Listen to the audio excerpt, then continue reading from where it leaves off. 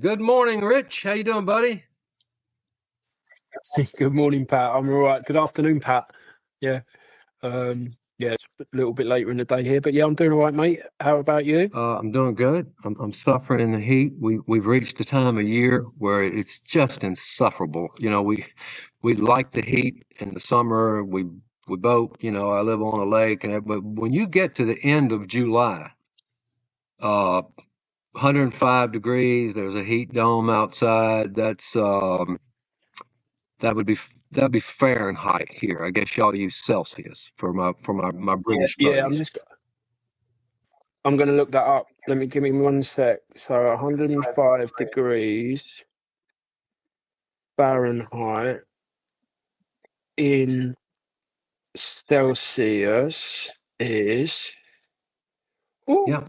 40 degrees. Yeah, that's We, hot, we mate. should be. That's hot. And you got that humidity, Yeah, right? we got like 85. Yeah, my dogs don't even want to walk. I'm like, I opened the door this morning and the dog, Ivan looks up and he's like, no, bro, I'm not doing this.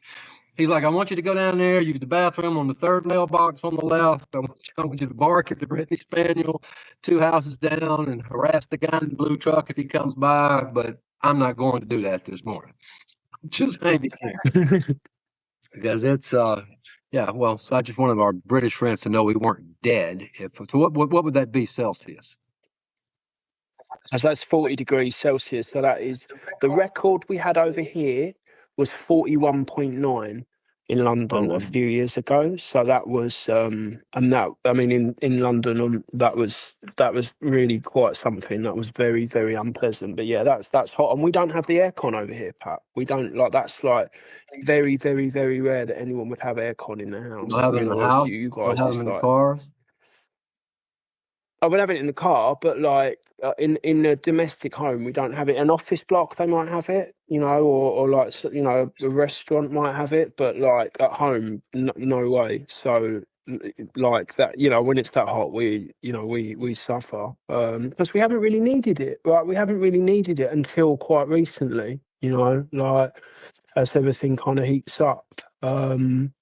Yeah, well, Yeah, we haven't needed it so much. well, So. we didn't have it here for a long time. And if you ever talk to, you go to older people, like you go to your grandparents' house over here that would be 80 something years old, and you're sitting there and they've just got it toasty. That doesn't seem to affect them. Now, I don't know how people survive. And even up north, uh, I know you were, telling me the temperature is similar, but you're more similar, New York and along the Midwest and the South. It just gets. That's why nobody lived here until they invented air conditioning. Then everybody, that's a pretty cool place since we can now go inside. But Do you have it in your like? How do they put it into a trailer though, Pat? Right. they put a block of ice in the window. And then Okay. then Yeah. we put the box fans that we had at our grandparents' house, and it just blows the ice in there. Nice. That's how we do it. Actually, that's what you had when you visited when I was growing up and you visited your grandparents. They might not even have the AC. You'd be sleeping in the living room and they'd have some one big box fan blowing and you're just in there like, for the love of God, can I please survive this? But AC without that, I don't know. But this is as hot as it's been here for quite some. It's always been that way. But it's just people aren't used to it. We used to practice football out in this stuff 2 days. We had what we call August two-a-days. Hottest time of the year. We'd practice one in the morning, one in the afternoon, and the coaches thought that they were helping us build stamina by depriving us of water. We'd get 1 cup of water. We'd be so thirsty, we'd have the trainer dip a towel in a water bucket and throw it into the huddle so we could all suck on it to get a little moisture out. And they would arrest a coach that did that today. But that kind Yeah. But for sure, that would be like human rights yeah, violation. Like, yeah. Well, like, and like, rightly so. not a lot of human rights on the football field. You just went out there and toughed it, but we handled it. But anyway, it's good to see you, and I know you had a great meeting that you had just attended. Before we get to this, I want to mention the passing of a great British icon in Ozzy Osbourne. Was that kind of a big deal in Britain when he with his passing? Yeah, for sure. So Ozzy was from a place called Aston in a city called Birmingham, which is I lived there for a while. I actually cleaned up in Birmingham, and Aston is a like it's a troubled, very poor part of what has been a troubled and quite poor city historically. And yeah, I mean they did amazing. Those guys, they came from nothing, And Ozzy was, I think saying national treasure wouldn't be too far off. So um, I know that he was quite ill for quite a long time. He's obviously very impacted by his drug use, and yeah, like I think it's really it's a sad moment, right? Yeah, Sad I moment that he mentioned it passed. for. Great musician. Yeah, I mentioned. Well, that's one of the things that's so cool about these guys that came from England and had such an impact. You mentioned those guys. You had guys like Ozzy, and they came from these, like Birmingham. Of course, we've heard of Birmingham. We have Birmingham in Alabama. We stole all the English names. Every Alabama. English, every. I lived in Bridgewater, New Jersey. New Jersey, by the way. We just started. Yeah, in Somerset County, by the way. There's a Somerset County. Okay. Yeah, Yeah, we yeah, we yeah. we, we Just hack lift. we hack all the actually because it was the British doing all the naming until we decided, hey, we've pretty much got this, but we're not paying you any money anymore. Um, but to think of those guys, they were just guys and going to London or whatever, playing band, going up and down. What do they call it? The M5, the main highway. Would have been the M5, yeah, the M5 or M40.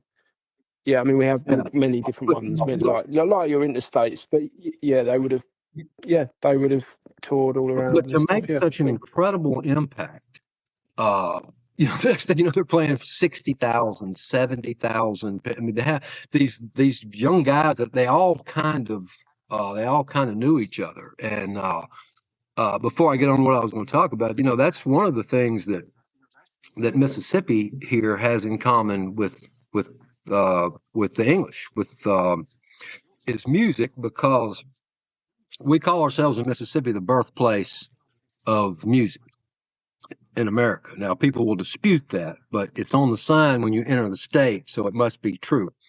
And we started with probably on the internet too, but country music. We had people, Jimmy Rogers, Charlie Pride. So a lot of country music actually kind of got a lot of its base in Mississippi. And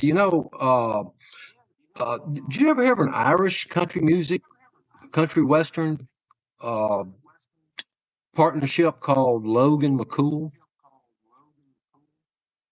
Rings a bell, but Kind that's of, kind about of. it. Well, Yeah. I say that because I've noticed that we have some listeners from Ireland, and could be some of my people that stayed there when we ran out of potatoes. But there was a country western group called Logan McCool, and Pat McCool was the he was in a wheelchair, and Logue was blind. But they were really good. If you ever Google them and listen to "When the Cowboy Rides Away," it's my wife's favorite country song. But these one was blind, one was in a wheelchair, and they were these big country western singers in Ireland. And Pat McCool died 7 or 8 years ago, and my wife started getting all of these condolences. There were condolences on Facebook. People contacting. I'm so sorry to hear about Pat. She's freaking out. What's happening? Because I was out on the road, doing comedy. She thinks I'm dead. Well, we found out this guy died over in Ireland, named Pat McCool. So obviously they weren't that big over in England. I may have just missed it, Pat. I was, I was Google it when you just taking a lot of drugs, taking a lot of drugs for a long time. Like there's a period from about 98 through to about 2010 where like there were many cultural phenomenon that I missed. Put it that way. Do you know what I mean? So if it happened in that period, there's no guarantee Yeah, that'd be that I about would have 75 and saw 80 it. for me. But back to the musical influence. So the music, it starts in the Delta. These poor black guys, the blues, Howling Wolf, Robert Johnson, the blues are all coming out of the Mississippi Delta. Um, which is about 3 hours north of me. I've actually never been into the Delta. I've driven past it. But so this blues music was coming out of there. And it wasn't not a lot of people knew about it, but the records were being made. This is as the music was kind of growing a little bit. And then the Beatles come along, and then the whole British invasion starts. Well, when you talk to most of those guys, they will say that their biggest influence were the blues musicians, were the B.B. Kings and the Howling Wolves and the Robert Johnsons, the guys that came out of the Delta. So it starts in these poor little juke joints up in the Delta. The British start picking up on it, start hearing it, and then they take the blues and turn it into the big popular rock and roll, which also, because some people said, well, you kind of came in and took from them, but that in turn caused these guys to get more famous because, they would give credit to the B.B. Kings and the people like that. So there was kind of a symbiotic relationship between Mississippi it going over to England, and then they turn around and bring it back over here, which started the whole music revolution that we have today, which Ozzy was part of, and I bring him up for a couple of reasons. He has a sentimental place in my heart. One of the first albums I ever had was Black Sabbath Paranoid. I stole it from my British friends. I nicked it from. Did I get that right? I nicked it from the Eckerd's drugstore and it would come in albums. So me and my friend would get in, and one of us would pick it up and move it towards the front, and the other one would keep moving, and the other grabbed it and went out the door with it. But Black Sabbath Paranoid was one of my first albums, and then as I've told you before, I played Ozzy on the biography channel on Celebrity Ghost Stories on the Jack Osbourne edition. And I actually looked just like him. As I told you, they dyed my hair solid black and told me it'd wash out in a couple of weeks, but it didn't. I walked around New York for 7 or 8 months looking like the creepy old guy at the concert. But I had the Oz look. But one of the reasons I bring him up, yeah, it was a big. He had no idea the impact that he made. But when Ozzy passed, and I don't know if as I don't know how you think, as a believer, but many of us Christians, the first thing we think about when someone like that passes, did they know Jesus? Because I don't know if that pops into your head. But let me tell you an interesting thing that my wife showed me. Because after he passed, she said, um, I've been praying for Ozzy, and my wife does. She has this prayer list, and it impacts a lot of people. My wife gets things where she'll wake up and say, I had this really uh, I felt this urge to pray for so and so, and it'll happen for 2 or 3 days. Then she'll find out something was going on in this person's life that was, that was really, it's spooky how it happens. She's not just kind of making this up. But she said, I've been praying for Ozzy for a long time. And then she showed me this guy, and his name is Dylan Novak.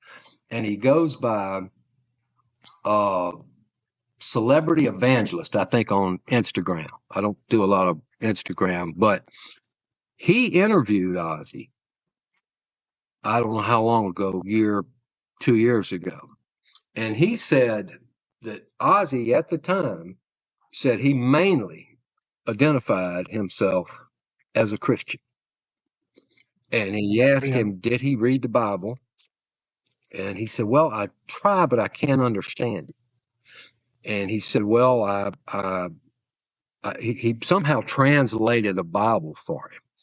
And Ozzy read it, said, yeah, I read it. I can, I can read it. I can understand this. And after the first episode that guy did, after interviewing Ozzy and saying Ozzy had claimed to be Ozzy said he mainly identified as a Christian. He he asked I want everybody to pray for him and his family. Now, 5 or 6 years ago, they had that show where Jack would do the ghost, not the TV show that I Yeah. was in, but the one they would sit there and they would rate, whether they think this is real or whatever. And they asked them this on a scale of 1 to 10, who do we think would be more likely to believe in God? And I think Ozzy said he was a 6 or 7 or whatever. So at the time, I don't think he was. But this guy said at that time, he said, I mainly identify myself as a Christian. And that guy asked all these people to pray. Well, he said he got 24,000 likes on that particular interview. Well, a lot of times when people, they're liking it, doesn't mean they're all praying for him, but a lot of the people that would be liking that post means they're doing that. So thousands of people were praying for Ozzy in his final years of his life. I'm convinced that he knew Jesus by the time he died, because this guy came back out and had another interview with him, and it was about the Bible and where he translated and read the Bible, and it was very important. He said it was very important to him, and he ran into his son Jack at some convention, and Jack came up to him to tell him how important that Bible was to him. So I think there might be a lesson there to folks. It's never too late. I know people think that Ozzy. Well, it's never. Go ahead. No, thank you. But it's never too late, is it? You look at the guy on the cross next to Jesus. With his last breath. You know what I mean? He believed with his last breath. And I think that's the wonderful, the amazing thing about grace. It's it's never too late. And I know my dad came to know Jesus in the last years of his Right. life. We were all by his deathbed, and a priest turned up. And it was that was the priest that we didn't know, because that was my dad. He's very kind of compartmentalized kind of guy, but yeah, this priest turned up, and he'd come to know him at the end of his life, and I just think that in a way that sums up grace, doesn't it? If the criminal on the cross next to Jesus with his last breath, could confess that, you're the King of Kings, the Son of God made man. There's there's hope for all of us, right? There's hope for everyone. Right. So yeah, I really hope that he did, and of course, what Ozzy represented, and kind of, was was the opposite of strong occult references and stuff like that. But then but to hear that that's where he went at the end of his life is it's beautiful, man. It's beautiful. And some of that, those guys, when they're young, they're just rock and rollers trying to have success and make money. Ozzy, throughout the years, they asked him about the devil worship. He said, "I just want to make music." When they had, they all wore these crosses, and people misconstrue that. They think they're just wearing these crosses to mock. And he said no in an earlier interview. He said what that was one of our bandmates' mother's was a devout, Christian. I don't know if she's Catholic or what, but she said when the guy was going to go off and they were starting the band and they were going off, she didn't really want him to do it, but she said, well, look, take this cross. She said, wear this around your neck. And she said, and if you always wear this, everything will work out. And he said, and the rest of them were like, yeah, okay, we'll do it too. They weren't trying to mock anything. They just wore the crosses. And they said what happened they had an album where there was a cross upside down on the album cover. So people think certainly this is what they're mocking. He said, no, we didn't. We were very upset about that. He said, the guy at a record company, we didn't know anything about that. The album comes out and there it is. And the guy, that band member was very upset. His mother was very upset. He said, but no, it was never about that. We were just making, even though they did have references in their music, but, and talking about Ozzy, 70 something years old, but you and I both, I'm the least likely guy after my teenage years to become a follower of Jesus. You're the same way, and it's one of the reasons why we're doing this. But just wanted to share that to people. If the Celebrity Evangelist, the guy's named Dylan Novak, if they want to go watch those two interviews, seemed very sincere, and I am pretty convinced that the Prince of Darkness is now with the Prince of Peace. And so if he is, Wonderful, man. go ahead. Well, there's like I'm rereading a book I mentioned to you before called The Ragamuffin Gospel, and there's a quote in it, and I've looked it up. It's like an unattributed quote. There's some ideas about where it might come from, but it says, the church is a hospital for sinners, not a museum for saints. And it's like, like that. I often think this. It's like if Jesus came today, like, where would he be sitting breaking bread with people? Probably in a crack house. Yeah. Because those were, he sat with tax collectors, and he touched lepers, and the equivalent today is like a crack addict, like a prostitute, a street prostitute. Those are the kind of, the woman at the well, like married 5 times, living with a man that wasn't her husband. Like that would raise eyebrows today, but in like Samaria, in like, like 32 AD or whatever it was, like that is really something, So it's like, yeah, it's exactly that he comes for the Yeah. confused and the lost, Well, he goes from not the so-called already righteous. Yep. He's come for the lost sheep. And that's people just need to realize that there's so many people that have people in their lives that they think that may be too far gone. Never stop praying. The guy talking about all those people praying about Ozzy, I'm telling you that stuff. That I'm telling you, it has an effect. I mentioned in my book. You probably don't recall, but the day that I was walking, I'd been out drinking. My car ran out of gas. I'm walking in the rain home, and I encounter a guy standing by a car by the road, and this was back in the middle of all of my everything that I was doing, and at the I was in the despair and the drugs and the crime. And I walked by the guy and said, "Hey, how you doing?" And we talked for a second, and he asked me my name. I said, "Pat McCool." He said, "I've heard of you." He said, "We've been praying for you." And this was a student at USM, because it was over by what I was coming from a party off the campus. And I went in, these people knew who I was. I stuck my head in there, and it was, "That's Pat. Oh, that's Pat. Hey." I mean, I'd been drinking. I didn't stay long or anything, but that never left me. Somebody was praying for me. So if you've got people out there that or people in your life, pray for them. The people that my wife prays for blows my mind. She starts mentioning, I'm like, I don't even like that person. She says, "Yeah, I know. That's why, that's why I'm praying for him." But it's powerful.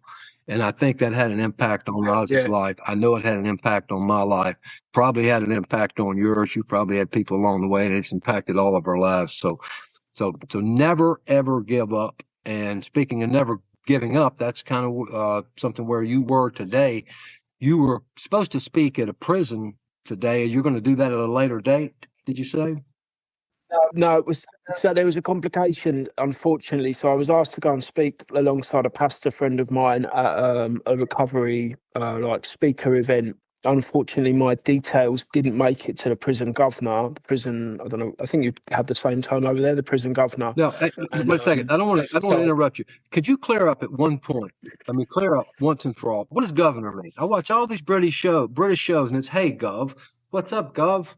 What a governor is. Oh, well, that's the colloquial, like, that's like, "All right, Gov," like, it's just a way of, like, it's like saying, "All right, boss," or like, it's just a kind of slang greeting, like, that you might say to someone that was in some position of authority, like, potentially, it's quite old fashioned, but yeah, in this instance, this would not be the slang term. This would be the prison governor, who would, so, and like basically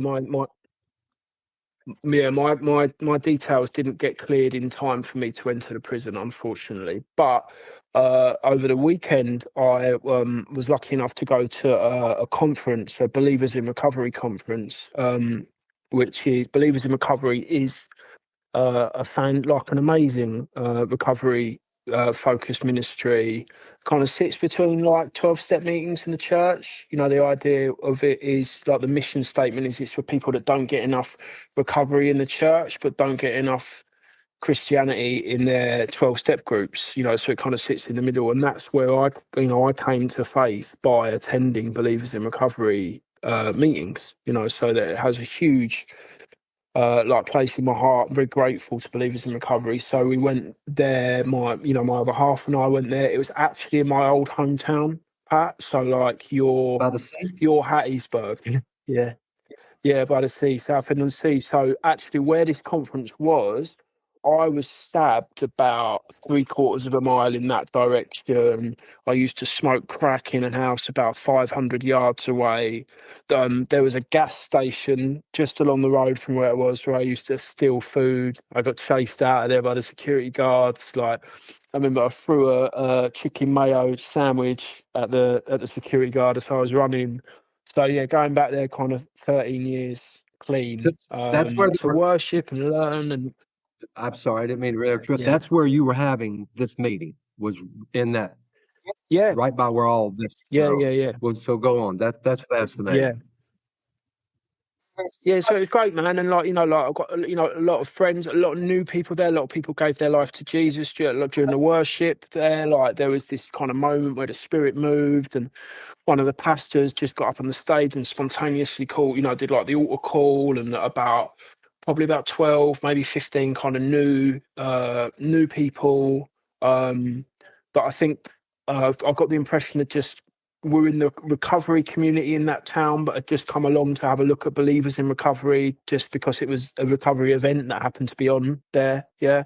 And they came forward like this, like these 2 rows of people just responded to the altar call spontaneously, just went to the front and they gave their life to Jesus. Very powerful, very, very powerful. So for me, it's, a fantastic weekend, obviously nothing better than seeing the Spirit move in that way and touch people. Some great speakers. It was just, fantastic, really. Really fantastic, and obviously, very powerful for me being back in that exact area. As a Christian, 13 years clean. With a life that's like, literally transformed from what it was. Yeah. How did you how did you get back to that town? I mean, do you go to services there, or is it just a recovery meeting that you decided to go to? I So, mean, back in South End so by the sea, because you're living in Oxford. Were you in London over the weekend? Oh no! So I travelled from London to Southend, and we had some accommodation. We got some accommodation down there, and just and then went to the event on Saturday. It was nice. Spent Friday showing my partner some of my old haunts, some of the glamorous locations where I used to hang out. Like I think you'd probably call them dive bars. Say it again. Yeah, like a dive Oh, bar. Like we'd call them yeah, like dive bar for sure. yeah, like ropey pubs basically, and just a lot of a lot of places where a lot of difficult stuff happened. Went to see my mum's grave, went and visit my brother, and went to this recovery conference. So yeah, big weekend in a lot of ways, Pat. Big weekend, and like lots of like some the a lot of the teaching focused on like basically like living out God's purpose. Like it's not about me, it's not about us, it's not about you. It's about being willing. Like how far are you willing to go for Him? Like how much of your life is about your own. More speak for me, like my own plans and designs and what I think I need and how much money I need to make and what car I should be driving and how able are we, am I, like actually to get out of the way and listen, be willing to, like to listen to what the Spirit is prompting me to do, and it's very like I find, getting those kind of reminders is always, always a good thing, of course. And there was a couple of speakers from Brooklyn. I guess another shout out to there's an organisation in Brooklyn that started in Brooklyn called the Recovery House of Worship, which is an American recovery ministry. They have online meetings every week. If you Google RHOW, Staten Island now, that'll bring up their website. They have Zoom services and speakers and teachings and stuff. So a couple of pastors from there, Pastor Raymond Ramos, Pastor Anthony Edwin, I think. Yeah, fantastic, man. Fantastic event. They came they came all the way from Brooklyn to have the event. So again, it wasn't just a service. This was a whole recovery event that people attended. Oh yeah, it was a whole day. It was like, well, it was Friday night. I didn't go on the Friday night. Friday night worship, one speaker, opening prayers, bit of fellowship time, all that kind of thing. And then on Saturday, it was like doors open at 9. Last speaker finished at 6 p.m. You know, full day, food, teachings, worship, prayer. You know, fellowship time. It's great, man. Do you know what I mean? And in fact, some of the guys, they felt prompted during the service that actually when the service or during the course of the day that when it finished, they went into one of the local we call it estates, you would call it housing projects. Yeah. So they went into one of the local housing projects to preach and to, you know, try and kind of spread the gospel. So it's very powerful, man. Very, very powerful day. Very Name of the spiritual. name of these people out of the outfit out of Brooklyn again. How do they find it? Oh, so you got past. Gone? No, go ahead. You said how they can find it, how people can find it online. People that might be interested in Oh, it. so yeah, so if you put into Google Recovery House of Worship or RHOW, Staten Island, then that will bring up the Recovery House of Worship website, and then on there has got their their timetable, their the Zoom codes to get them to their meetings and stuff like that. So yeah, that highly recommend. I've learned a lot. I've done quite a lot. I've attended quite a lot of their teachings and stuff, and yeah, it's very powerful. Great vessels there, basically. Great vessels, man. That's fantastic. So you're saying they're kind of a cross between the 12-step program and the cross and and what's teaching in a church, but they obviously led these people to salvation. Yeah, so it bridges the gap. That's what it does. It bridges the gap because there can be a gap. 12-step groups can be very secular, yeah, these days, and which of course is interesting given the roots of the program. But they can be very secular. So being a Christian in a 12-step group is different. I mean, obviously, as you know, I've spent time in Mississippi. I've spent time in your hometown, and actually AA meetings that I attended there were much more openly Christian than you would ever see in the UK. So, but then in other 12-step groups, the fellowship that I attend, I won't name because of anonymity and traditions and stuff, but uh, that tends to be very, very secular. So if you're a Christian, if you come to faith through working the 12 steps, which many of us do, it's helpful to be able to kind of go somewhere else to get fed spiritually, and of course to serve, to put back into to serve, where like you're getting taught about Jesus and with other people, with spending time with other Christians, but where there is an understanding of what recovery is, because sometimes there isn't. Sometimes that can be lacking in the church is the truth, and that can cause problems sometimes, because people, there is a point of view that, like the word addict doesn't appear in the Bible, so it's like, well, if people are still referring, so I would go to a meeting and say, my name's Rich, I'm an addict, from a there's a theological perspective that would then say, well, you're not an addict, you're a new creation, you've been washed clean, so you need to let go of that identity, right? But what can happen sometimes is people let go of that identity and they lose touch with the fact that addiction is a lifelong condition that you have to maintain vigilance around to avoid returning to, and that undoes people sometimes. I've seen that happen a number of times. Someone very close to me, got 3 years clean, bought into those ideas, decided that they could, drink socially, and ended up in I think a 2-year relapse onto cocaine and alcohol, and kind of made it back by the skin of her teeth. So yeah, so that's why that's my take. I'm sure other people, will have other perspectives on it, but that is certainly my perspective on the importance of recovery ministries, why they're an important thing.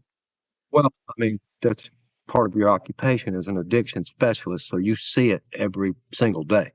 people that don't deal with people that are actual addicts, it's easy to form an opinion when you're not, when you're not actually seeing it and dealing with it and living with it. And as I told you, mine was more of an emotional type thing, but I know people that were just physical. I know people 10 years, 15 years, everything's going fine.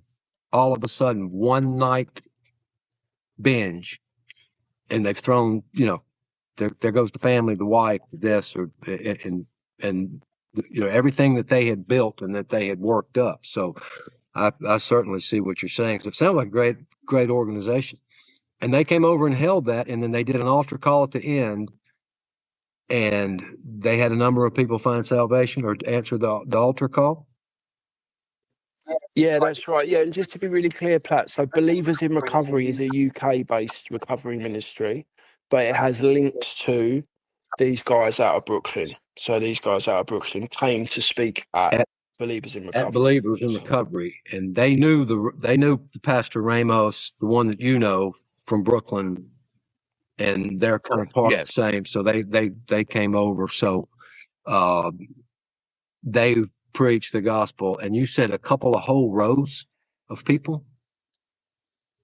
Yeah. Like these 2 rows of people just kind of got up and just went straight to the front, responded to the altar call, which is obviously kind of an amazing thing, really, to see. And special. Yeah, very special. Well, that's fantastic. Yeah, you did mention it's the AA meetings over here. You say were leaned more with preaching, leaned more spiritual, talking about Jesus in the AA meetings that you were in Mississippi. Did you say you attended some here? Yeah. So I did. Yeah, I did a lot of meetings over there, and like much more. We'll often kind of close with the Lord's Prayer. We'll we'll talk about that they're happy for people to talk about scripture, Bible verses and stuff during the course of the meeting, all that kind of stuff. And definitely much more open. But of course, you're in the Bible Belt, right? I mean, you are, like when I was in Mississippi, like you'd drive past a church, then there was another church in the corner, and there was a church opposite that, and then just down the road was the church. Right. All different shapes. And some of the churches, Pat, they were like small towns, like. Well, that's why I teed that up. That's what we were going to talk about next time. We're going to talk about the differences between church in England and church in America and church in the South, and because I've been up north, and then there's a lot of differences, a lot of humorous differences, and what it was like for me and Rich when we first started walking up in a church. But there are quite the differences between England, and there's a lot going on in England. I understand that there's a bit of a revival, a bit of a resurgence going on in England, which is amazing because some of the roots of the more powerful people, the Bible was translated in England because of England. And there's a lot there, and that's what we were going to discuss today. But we had a couple other things to talk about, and we're gonna have to leave it right here. And but next time, join us where we do talk about the differences between the church in England and the church in America. And as you said, we have one. That's how you get directions in America. You go 2 miles to the Baptist church, and you take a right and go another mile to the Methodist church, and then you go over here and then you take one there, and then and the one I love, the people in the South will give you, they'll be like, go 5 miles down the road and take a left where the old church used to be. Okay. It's a field now, but we got you. So well, anyway, Rich, well, it's good to see you, man. I'm glad you had a good weekend. Are you going to go back to the prison ministry? Are they going to reschedule that? Well, that event happened today, but I occasionally go and speak in prisons. I did not I've know asked that. to speak at one next month. Yeah. I occasionally get asked to speak in prison. So I've been in maybe 10 different English jails speaking, but I think there's another one coming. I just need to see if it can work date wise, but I'll definitely keep you and all our listeners I posted never on knew that about when that. it happens. You see, again, that's something we have in common. You've been in 9 or 10 English jails speaking. When I was a teenager, I was in 9 or 10 American jails, and I was speaking like, when's my dad going to come get me out of here? So So we both had visits to the jail. We were just doing two different things, but fortunately, I was able to leave that. Different ends of the process. Different ends of the process. But anyway, have a good one, Rich, and let's talk to you next week. Nice one. Lovely, Pat. You take Love care. you, God man. bless you, Take man. care. Bye. You too.